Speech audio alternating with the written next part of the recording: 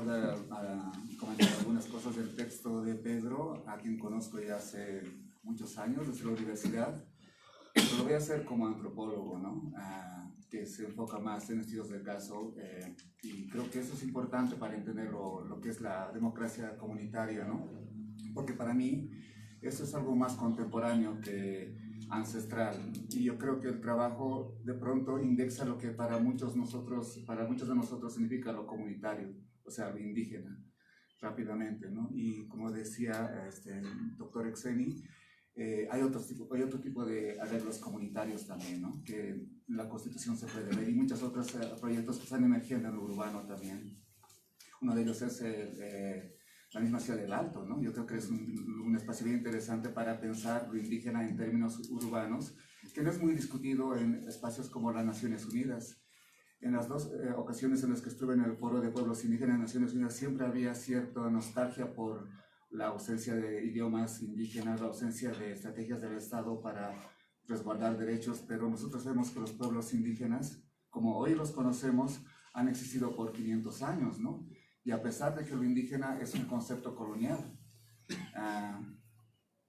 en 1545 ya muchos empresarios, ¿no? Los que casi de hoy en día en el Alto, ya se quedaban a vivir en Potosí y se ponían a vender coca y pan al crédito, y entonces las autoridades los empezaban a regir con ordenanzas municipales.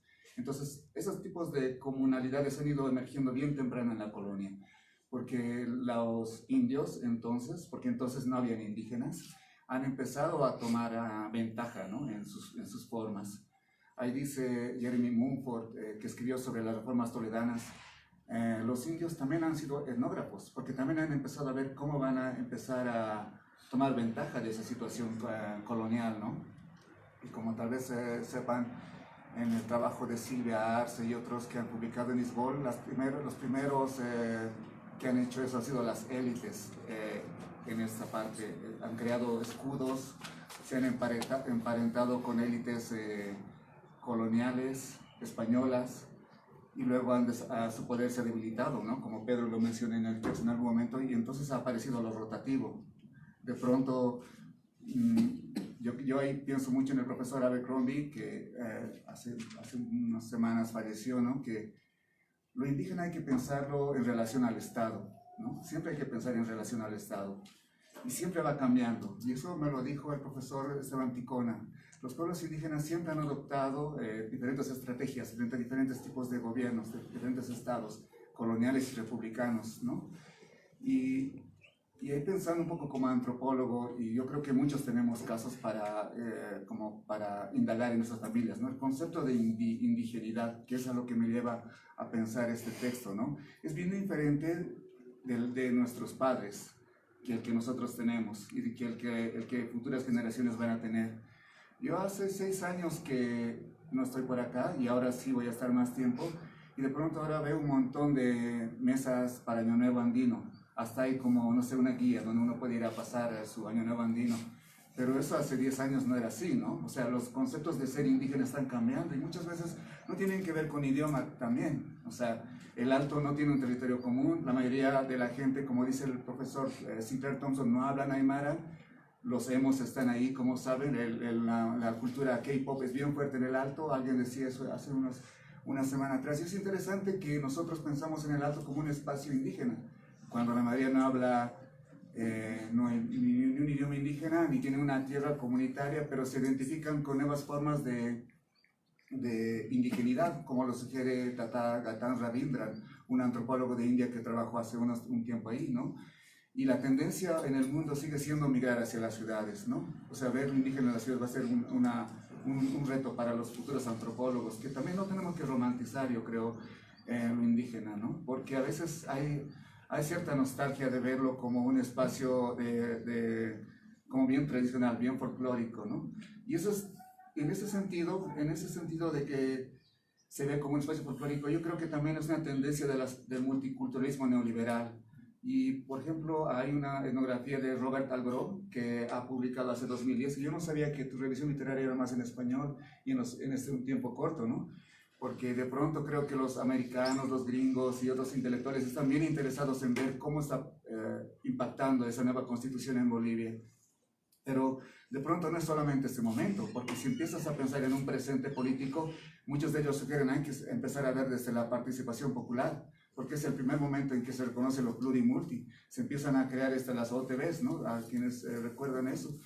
Pero también son los espacios donde los usos y costumbres se hacen las estrategias de los pueblos, de aquellos quienes se identifican como pueblos indígenas, para empezar a acceder a posiciones políticas, ¿no?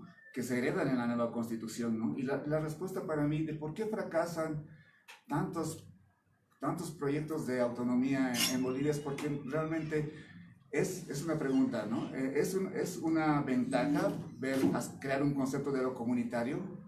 Como antropólogos nos enseñan a ir allá, escuchar a la gente, vivir un largo periodo de tiempo, entender cuáles son los conceptos que están detrás de lo comunitario para ellos, ¿no? Porque como muchos hemos visto, este proceso digamos, de cambio, ¿no?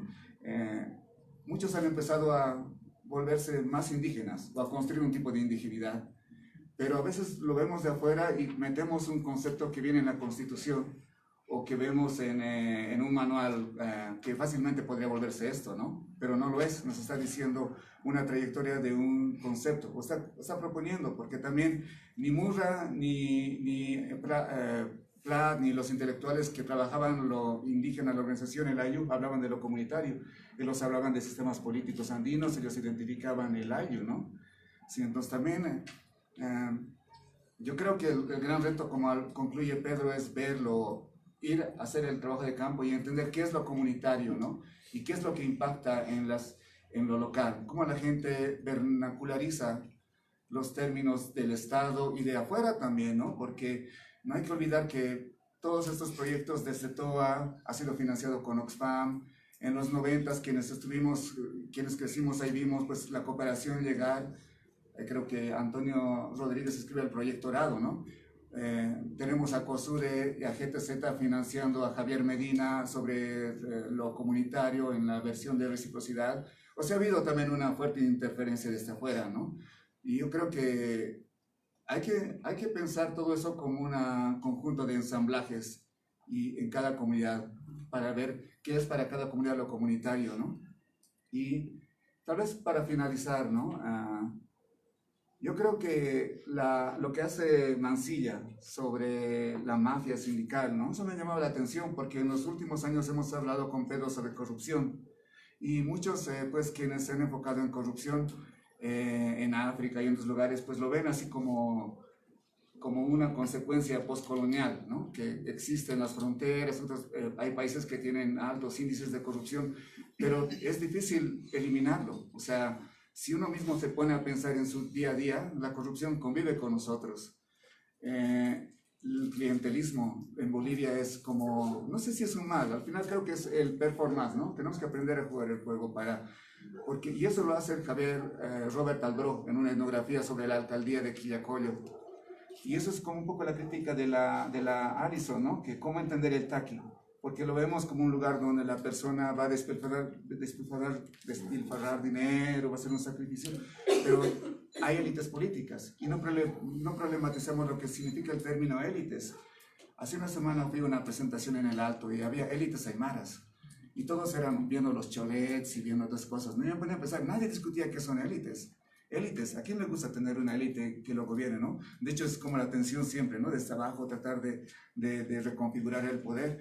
Pero obviamente cuando yo pienso en élites, pienso en una estructura que sabe, digamos, mantener el poder, sabe reproducirse, sabe crear alianzas, como aquí ha pasado en tiempo de la colonia, ¿no? Entonces también hay que ser críticos con indígena, yo creo, y al ver esos sistemas de rotación, porque creo que Mansilla lo ve en el Alto, la Siam Lazar con su etnografía lo ve en sindicatos, pero no lo profundiza.